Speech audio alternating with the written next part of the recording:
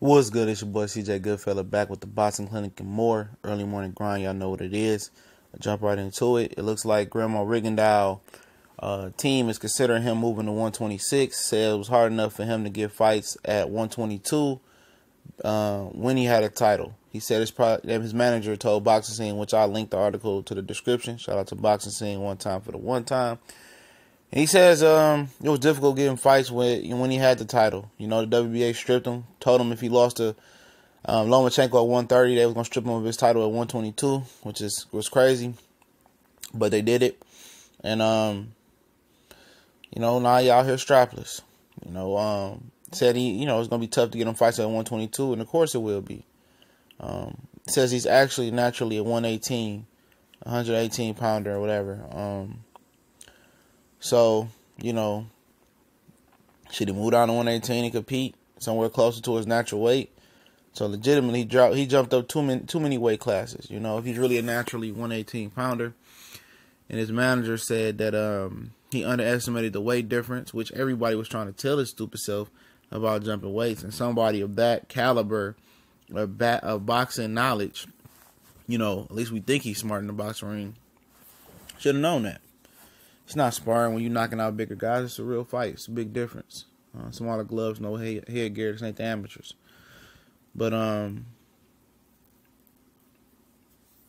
yeah, if he moves to 126, it's a lot of familiar faces there that ducked him. You go to Scott Quigg, Carl Frampton, Leo Santa Cruz.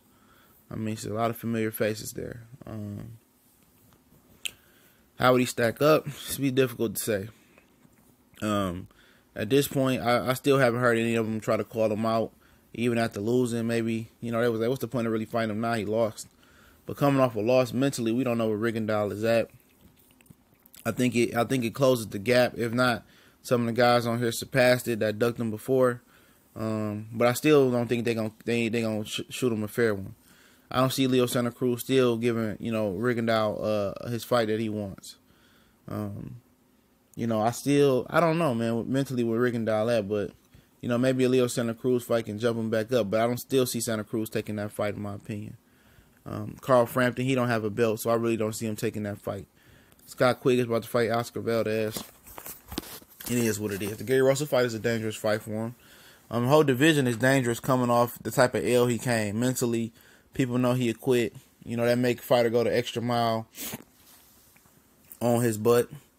But, something in my heart really tells me that this dude really ain't going to return. And if he do, he ain't going to be the same fighter. I think he's done. He's only fighting for the money, obviously. And the money that he fought for versus Vasily Lomachenko wasn't even a lot of money. It was a $400K. So you make a big risk. And your opponent gets 1.4? 1.2 million. You get $400K. That's not worth the risk. That was a dumb decision for him to move up like that.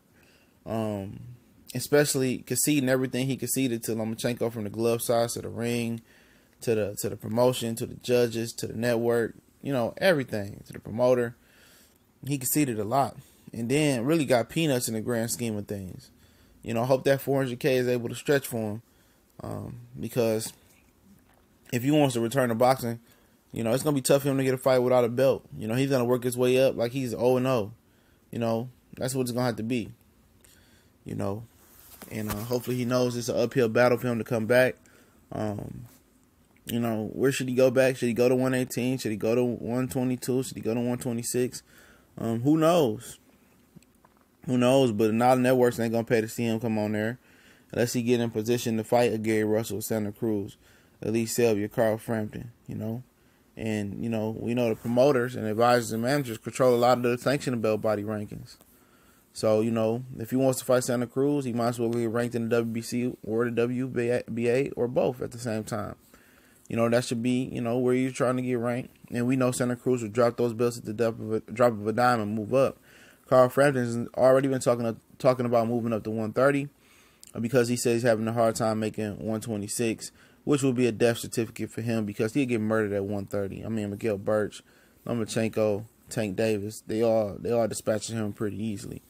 And Santa Cruz may move up again. He gets murdered again, as well. Gary Russell might move up after fighting this voluntary defense and let Oscar Valdez get a, get a vacant title shot.